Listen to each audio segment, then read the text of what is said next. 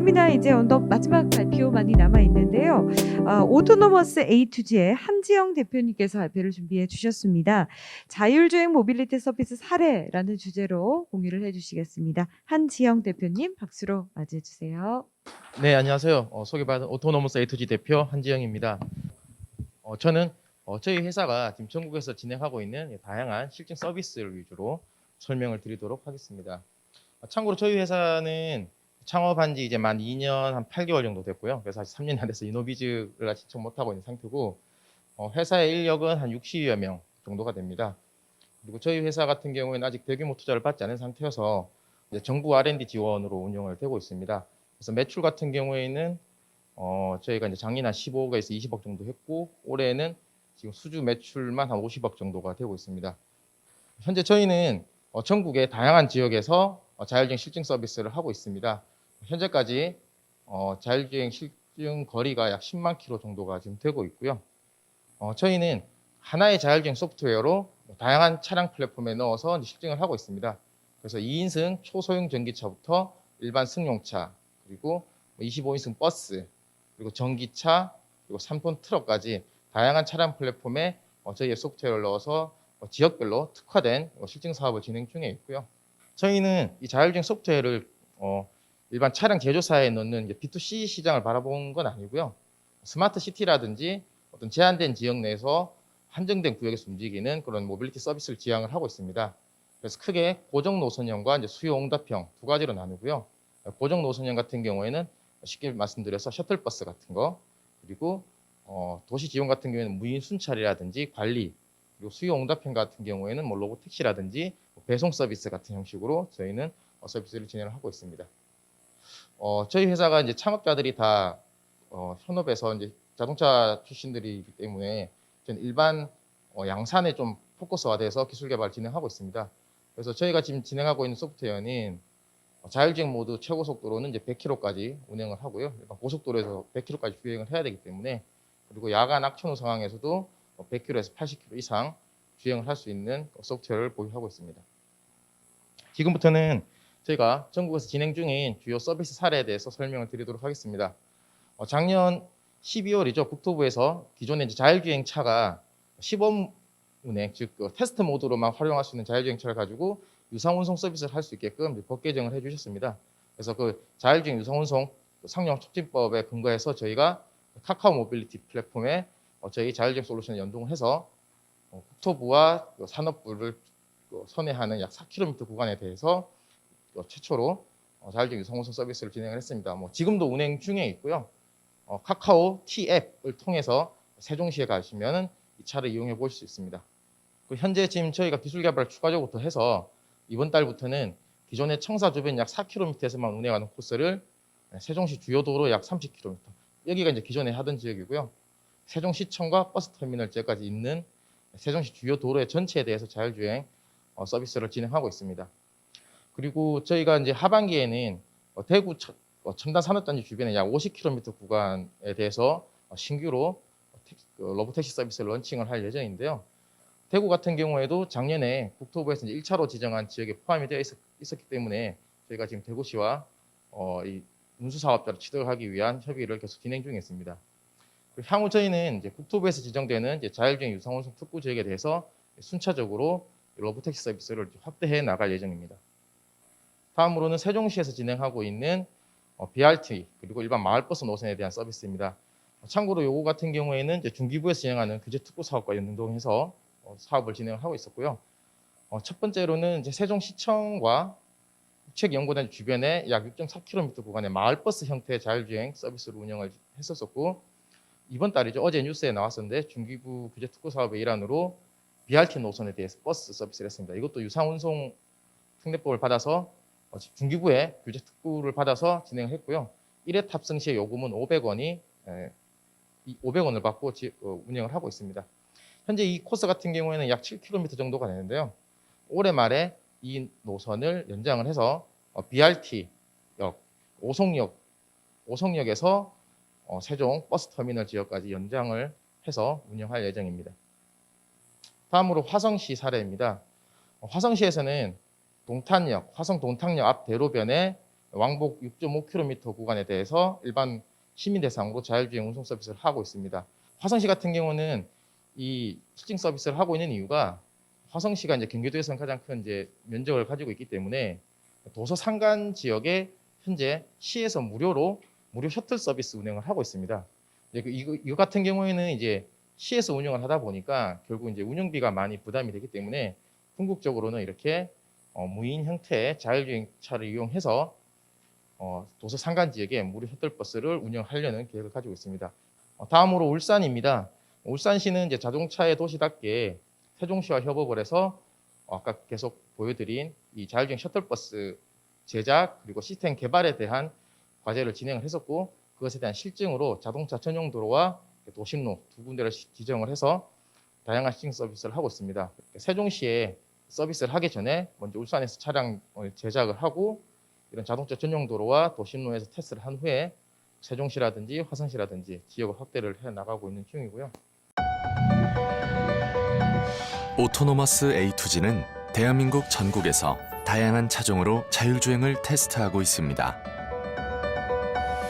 오토노머스 A2G 자율주행 시스템은 정밀 지도와 라이다, 카메라 센서를 융합하여 보행자를 포함한 주행 환경을 정확하게 이해합니다. 우천 시 차선이 선명하지 않은 환경에서도 자율주행이 가능합니다. 지도와 센서 정보를 실시간으로 분석하여 위험한 상황에 대처가 가능합니다. 자동차 전용도로 고속 주행 중에도 주변 차량과 안전하게 거리를 유지하며 주행합니다. GPS 정보뿐만 아니라 정밀 지도와 센서 융합을 실시간으로 수행하기에 터널 주행에도 최적화된 솔루션을 제공합니다.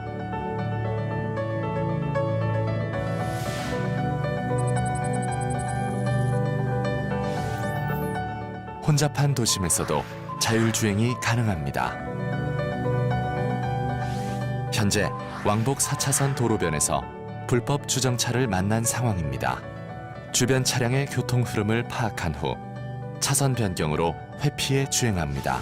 깜깜한 밤에도 자율주행 테스트는 계속됩니다. 신호등은 딥러닝 기술을 활용하여 자체 개발한 카메라로 인지합니다.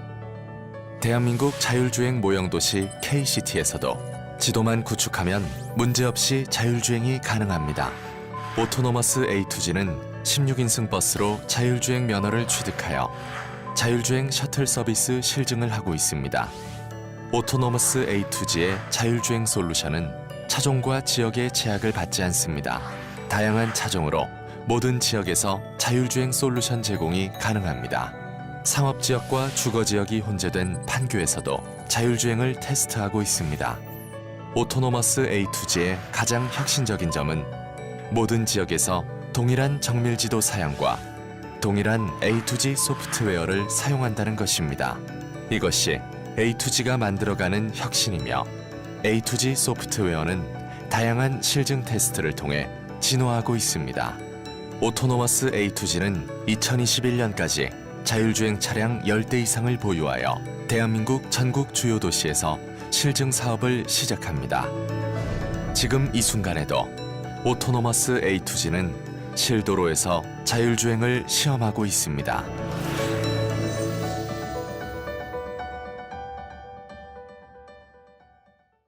영상에 2021년까지 저희가 자율주행차 10대를 한다고 했는데 이미 10대를 넘어섰고 올해 말 정도면 이제 다부처 사업에서 저희가 지금 안전공단과 같이 테스트를 과제를 수행을 하고 있기 때문에 20여 대 이상 저희가 전국에서 실증을 할 수 있을 것 같습니다.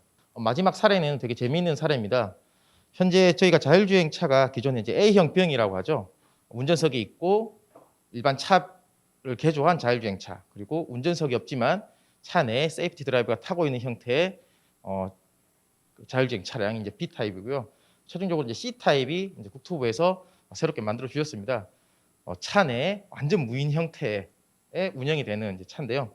그에 대한 특례를 받아서 저희가 광주시에서 중기부 규제 특구 사업으로 진행되고 있는 광주시에서 무인 특장차 차량에 대해서 자율주행 임시 운행 허가를 받고 지금 광주 수안주구와 평동산단 쪽에서 실증 서비스를 하고 있습니다. 기존의 이 청소 수거차 같은 경우에는 이제 2인 1조로 운행이 됐었죠. 한 명이 운전석에 타고 한 명이 이제 뒤에 가면서 청소 수거하는 형태로 됐었는데요. 이렇게 완전 무인이 돼버리면 기존의 2인 1조 형태에서 진행되던 거를 이제 1인 1조 형태로 운영이 가능합니다. 어떻게 되냐면 한 명이 운전석에 타서 차고지에서 이 청소를 수거해야 되는 마을까지는 이제 수동 운전해서 오죠. 그리고 쓰레기를 수거해야 되는 지역에서 오면 자율주행 모드로 변경을 하고 운전석에 타고 있던 사람이 내려서 뒤에서 쓰레기를 이렇게 수거를 하는 거죠. 참고로 이 완전 무인 형태의 자율주행차는 안전 때문에 최고 속도는 20km 미만이고요. 그렇기 때문에 이제 저희는 저희 자체적으로 이렇게 정부 사업을 받아서 진행을 하고도 있지만 결국에는 자율주행차 같은 경우에는 이제 외부 통신과 연동이 필수적이기 때문에 LG U+와 이제 KT와도 협업을 해서 전국의 CITS 사업에 같이 참여를 하고 있습니다. 그래서 KT와는 이제 판교, 상암, 대구 쪽에서 이제 CITS와 연계한 자율주행차 연동을 하고 있고요. 저희가 자율주행에서 사용되는 그 기술이 결국에는 이제 인지 판단 기술인데 이게 차 외에도 이 기술을 활용해서 이제 드론에도 활용을 할 수 있습니다. 그래서 국내 최대의 이제 국방 드론 업체와 협업을 해서 자율주행의 인지 기술을 지금 타 산업에 접목하는 협업도 진행을 중에 있습니다. 저희는 지금 이렇게 전국 다양한 지역에서 다양한 차종으로 실증을 하고 있는데요. 저희가 사실 이렇게 다양한 지역에서 하고 있는 이유는 저희 자율주행 시스템을 보다 더 안정성 있고 고도화시키기 위해서 다양한 지역에서 테스트를 하고 있습니다. 왜냐하면 각 지역별로 도로 환경이라든지 형태가 다 다르기 때문에 굉장히 많은 도로에서의 그 특이사항을 취득을 할 수 있는데요. 예를 들어서 저희가 뭐 서울, 세종, 경기, 대구 등 여러 지역에서 테스트를 하고 있고 모두 다 동일한 소프트웨어를 가지고 테스트를 하고 있습니다. 그런데 만약에 대구에서 어떤 돌발 상황에 대해서 대처하지 못하는 운전자 개입이 되는 상황이 발생했다고 한다면 이 데이터를 저희 관제 서버에 올리고 연구원들은 이 관제 서버에서 이 특이 사항에 대한 데이터를 분석을 해서 담당 엔지니어가 알고리즘을 수정을 하고 자체 시뮬레이션 검증을 해서 KCT에서 실제로 그 변경된 알고리즘에 대해서 테스트를 합니다. 그래서 KCT에서 최종적으로 실차 검증을 한 후에 코드를 픽스를 하고 다시 전 지역에 동일한 소프트웨어를 배포를 합니다. 그런 식으로 해서 계속 지속적으로 지금 저희 소프트웨어는 이제 업그레이드가 되어가고 있는 중입니다. 그리고 KCT 쪽 제가 말씀 조금 더 드리려고 했었는데 저희가 아까 데이터를 보니까 2020년에 굉장히 이제 기업이 많이 활용을 한 걸로 나와 있는데 아마 저희가 굉장히 많이 활용을 좀 했을 것 같고요. 지속적으로 저희는 KCT를 활용을 좀 하고 있습니다. 그래서 되게 무상으로 지금 제공을 해주고 계셔서 저희가 되게 잘 활용을 하고 있고요. 저희 예측으로는 올해 내년 이후까지 지속적으로 좀 활용을 좀 많이 할 것 같은데 아까 발표 보니까는 뭐 무상으로 되는 게 바뀔 수도 있다고 하셔가지고 이왕이면 계속 좀 지원해 줬으면 정말 감사하겠습니다. 네, 이상으로 발표를 마치도록 하겠습니다. 네, 감사합니다.